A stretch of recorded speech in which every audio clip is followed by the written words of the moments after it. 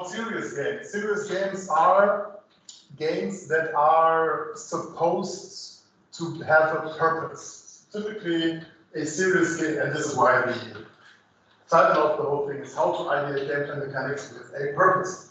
Typically, this purpose is an educational purpose. So for training, for therapy, for other kinds of education.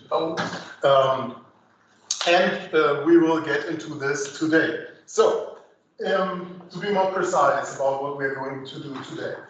First, I have planned like 20 to 30 minutes of input introducing serious games and different kind of mechanics of serious games. As game mechanics are in my opinion, the core thing to talk about when it comes to game design. So it touches on programming, it touches on arts, but basically we are going to talk about mechanics and how to narrate and how to find mechanics with purpose. So what serious games are and how players are supposed to learn with, from, through, or by them.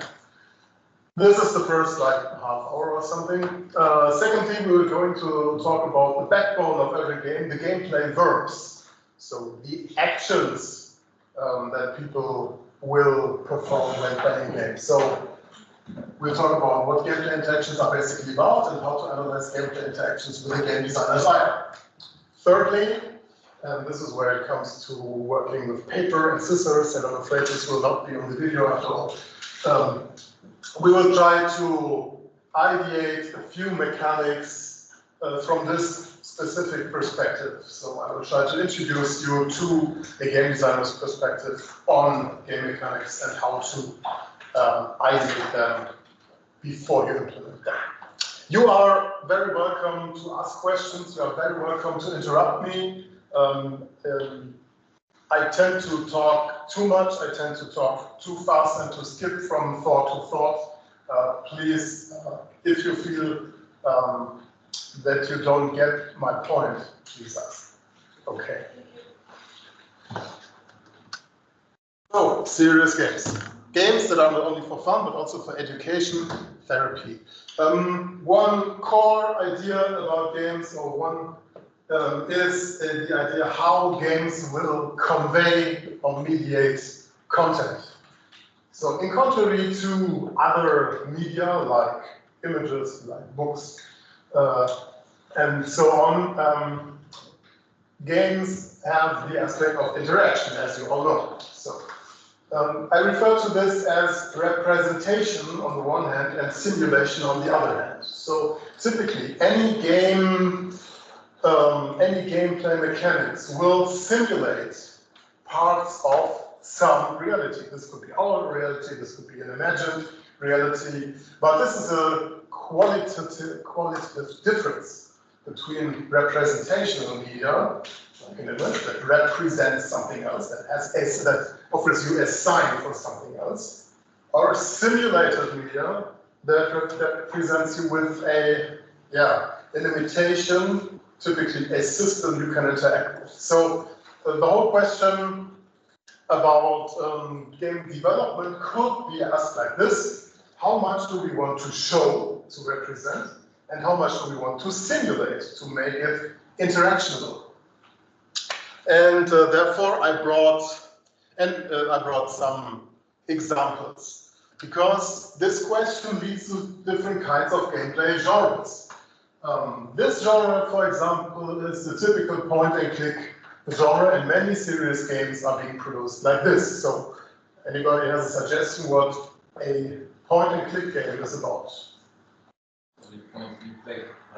Okay, but explain this a bit more. What is point-and-click? What is specific about a point-and-click game? Basically, your interaction and your reaction has a different outcome. Yes. I would call this a branch narrative. So in a movie, you have a linear narrative. It goes like this here, it starts here, and it ends here. In a point-and-click game, you have the opportunity to let the story start here and either go there, branch off. This is highly representational.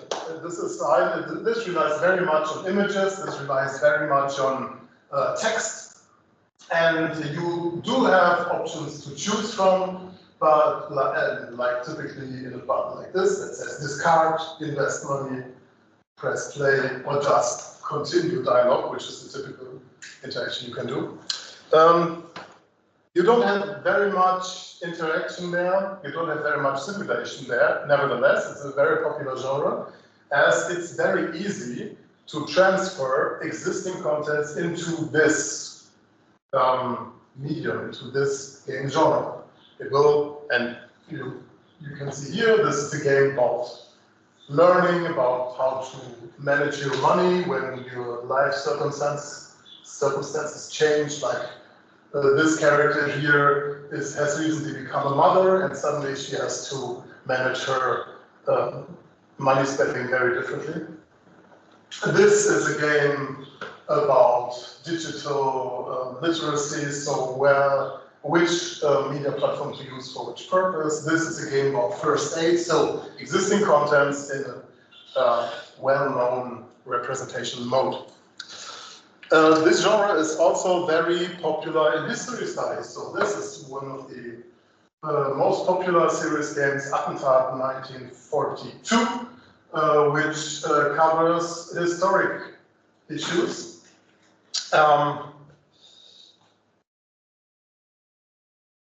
Yet players need to imagine a lot of the story, and these genres are typically story-bound. Players have to imagine a lot of the story by themselves, and they are bound to when it comes to game mechanics, to puzzles and to quiz mechanics. So what you learn, the way you learn here is to learn by narrative and by abstraction. This game, for example, breaks this up a little bit more. This is a game about sustainability education, how to sort your waste, how to identify which waste is which. So it's called die Müll AG, the trash company, if you will. This is just different kinds of quizzes that move quite quickly, put together, held together by a very small narrative. You somehow interact with these characters and they're somehow cute, like something, but here you have to make a decision. In which bin will I put which kind of waste, for example? How will I manage the few resources that I'm giving here? So what is trained here is completion, pattern recognition, trial and error. This is basically quizzes. Another game genre is this here for climate education. So these are 3 different games, and these depend mostly on building stuff. This is about the simulation, how a tree would develop over time and depending on influences from the environment. This is a game, so here players have a strict system. They have to move in and to manage resources in order to learn how the biology of a tree works. This game here is called Pitch Your Green Idea. It's a card game where players need to manage companies and to add sustainability goals to their companies in order to better understand the interrelations, how which business decision, which sustainability decision will influence another one. So you can see here, just by playing cards and just by trying to compete within the game system, people will experience directly what will happen if I do this and if I do that. It's a bit like, and then we'll come into discussions, probably. In discussions like the one we had before, when we talked about AAA games, why are they being published in a certain way, why they are maybe buggy, and so on. So you see, the system here is quite strict, as it is coded, so tends to be stricter anyways. This is a little looser, and this is a very loose system. You just have here, you just have in the climate fresque, you have different cards that contain information, and players are supposed to put them together to create a fresque, to create a mural, if you will, and to find out the dependencies themselves and to discuss the dependencies. And this is a whole educational program that comes along with information about, this comes along with a whole program of coaching on environmental stuff. So what people learn here by systemic abstraction and discussion. That's what I said before. So the game abstracts certain workings and interrelationships from the real world, and then tries to model them in this system. Systemic abstraction and discussion is what I was talking before. Other games try to abstract less and to represent more. So these games here for weapon training, security handling of firearms, or a simulation of satellite steering, satellite control, they will make use of digital media in order to get the real thing they are about, to get it a bit closer to you, to make it a little more tangible to you.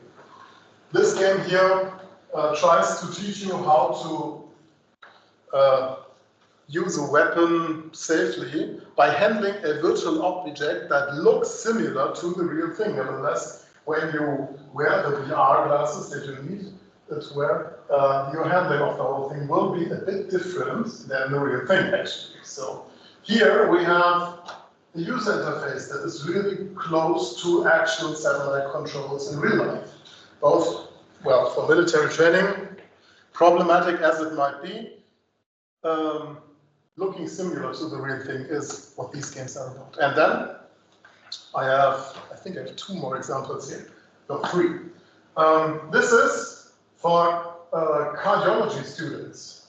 And this is a real gamified thing. What you have here in this game called Cardio Access, you have a real heart, a virtual heart with the inner workings of a heart.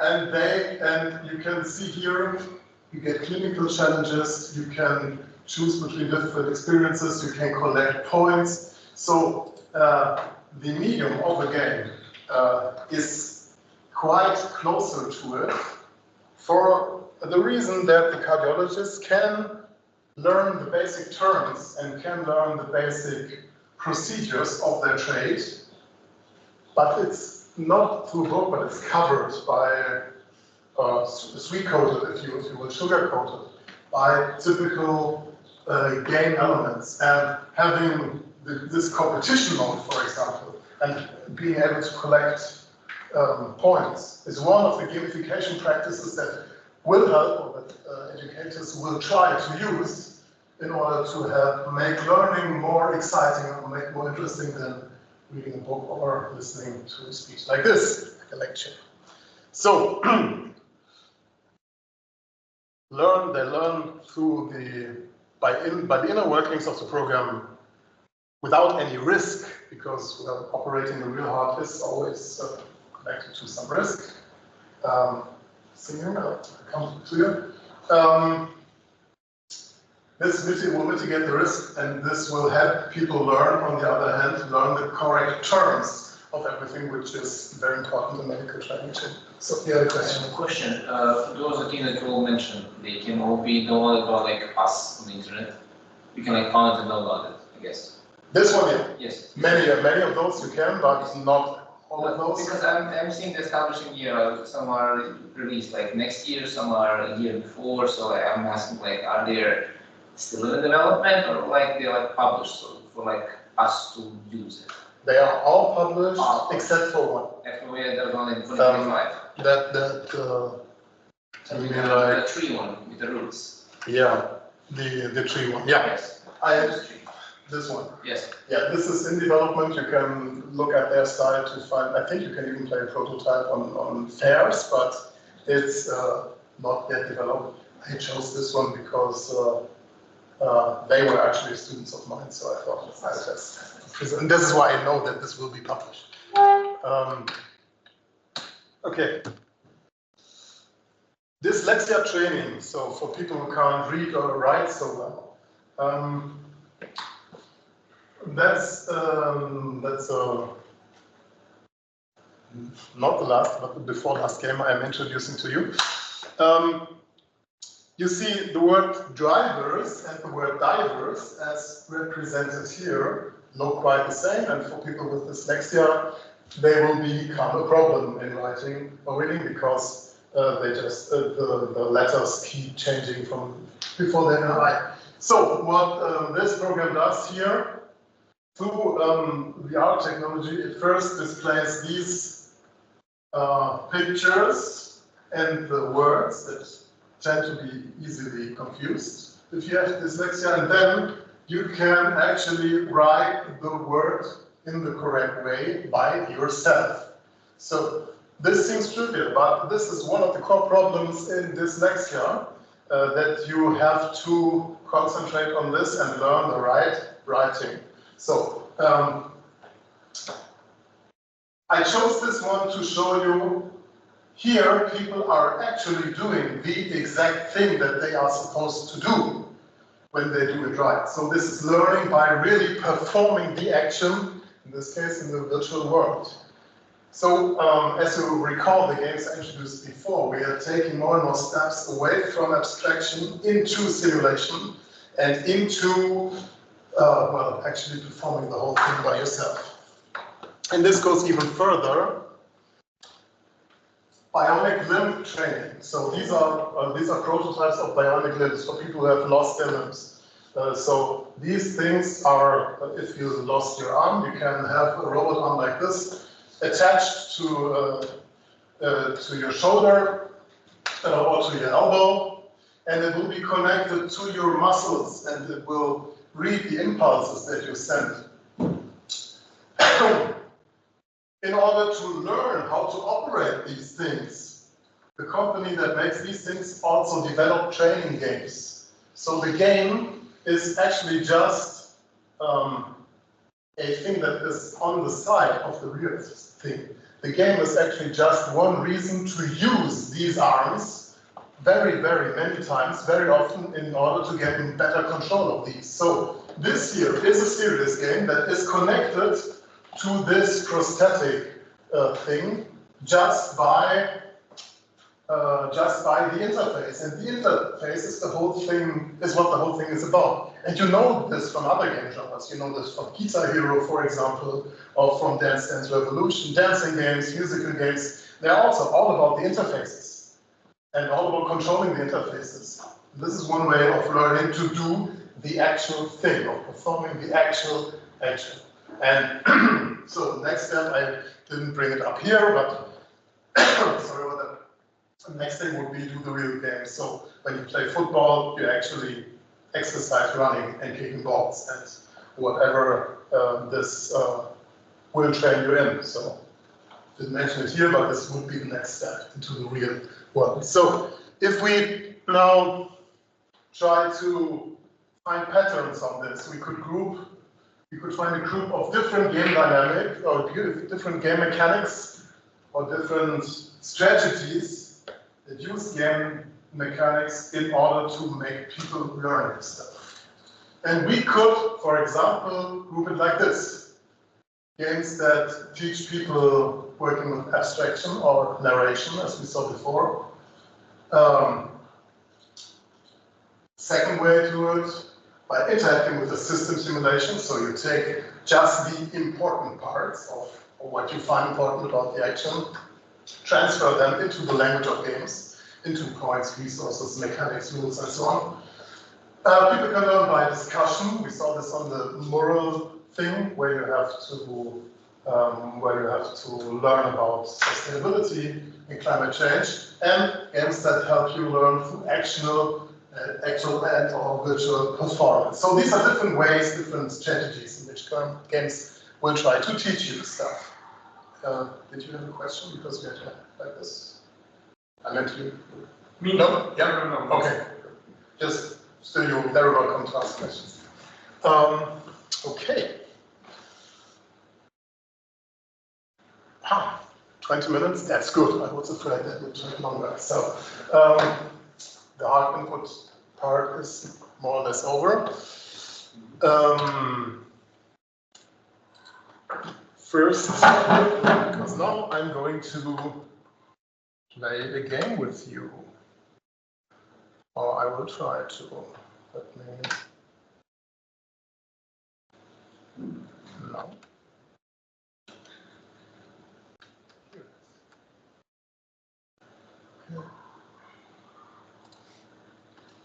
This is one serious game.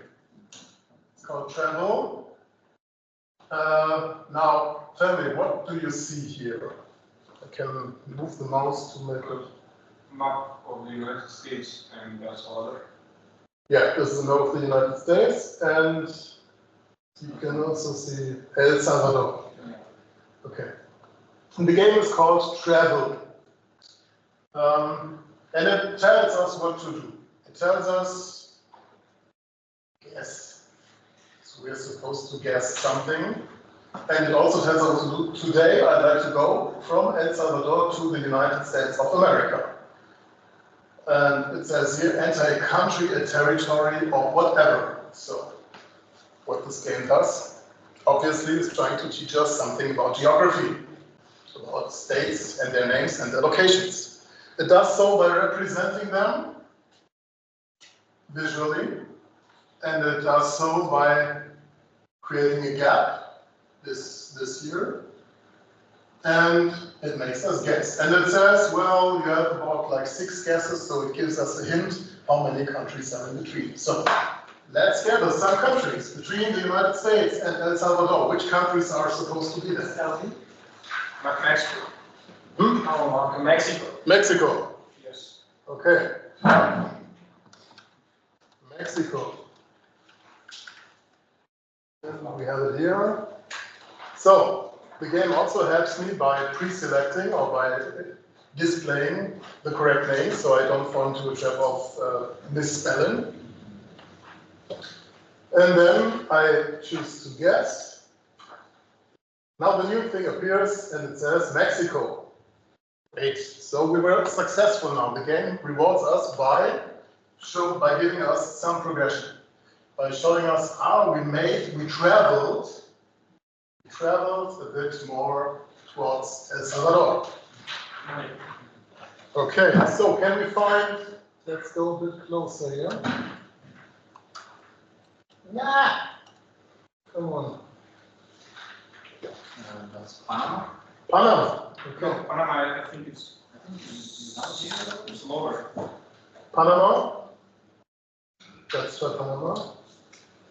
It's lower. Okay, okay. It's lower. Okay. Cuba. Okay. Cuba is. Wait. We continue, but I want you to focus on this here. It says Mexico green gives us a reward. Yeah. Panama red seems brown, shows us what Panama is. So what it does here is it challenges our knowledge by guessing, and it shows the right result. And it doesn't really punish us here. It said, well, it counts down. Okay, now we have 3 more guesses left, and it says this is red, but it doesn't curse at us. It doesn't say you lose, and so on. And other games will do this. So another important part about actual educational purposes is how do you deal with failure? This is one of the easiest ways to deal with failure. So let's guess more. I heard Cuba. Is Cuba still in the race? No? Cuba is an Okay. island. It's an island. Pardon? It seems to be connected with land. Guatemala. Guatemala. You're not cheating, are you? Guatemala.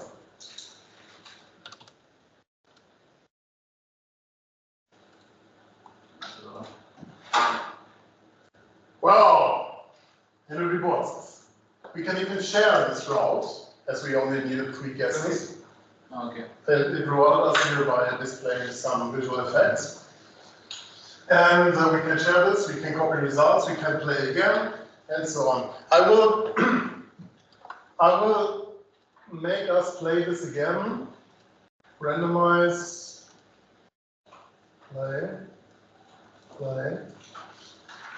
Bahrain to Moldova. But this is difficult, you see? I picked an easy one in the first place, but this becomes more difficult. We won't go through the whole thing ending now. I just wanted to show you, I just wanted to come to the problems of quizzes. A quiz is not really a game in the narrow sense of the word, because in the game you typically have choices and you don't have really much of a choice here. You have one optimum answer to the whole thing. You have this evaluates what you do and you can gain points and all that, but there is one shortest route between these two lengths, between Barben and Modular, right? It helps us, we can, by giving us hints, and this is what I wanted to show you to have the whole thing complete. So, but let's guess one country, for example. Romania. Romania. I was thinking EU. Romania. So, this is Romania, and it's green, so we are about right. But you see, the system knows more than us, and it's, yeah, it's kind of on the way, but it's also not kind of on the way, so we kind of have to guess what the system thinks. So, if we now don't know where to go next, we can try to get a hint. And this is also structured into 3 stages of hints. So we get a hint on the countries, on this country's form, and then we can get a second hint to show other country outlines. So maybe we can. This is Turkey, for example. So we have an easier time guessing, and then finally show country with initials.